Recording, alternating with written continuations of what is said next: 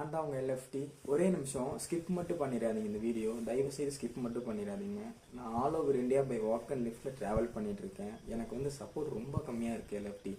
உண்மையாக சொல்லணுன்னா ரொம்ப சப்போர்ட் கம்மியாக இருக்குது. நான் இந்தியா ஃபுல்லாக நான் நடந்து பை வாக் அண்ட் லிஃப்ட்லேயும் சுற்றிட்டுருக்கேன், ட்ராவல் பண்ணிகிட்ருக்கேன். இப்போது நான் வந்து மடிக்கேரியில் இப்போ ஒரு பிரதர் வந்து ஆக்சுவலி நமக்கு ரூம் கொடுத்துருக்காருன்னு ஆக்சுவலி நான் ரூமில் ஸ்டே பண்ணிகிட்ருக்கேன்.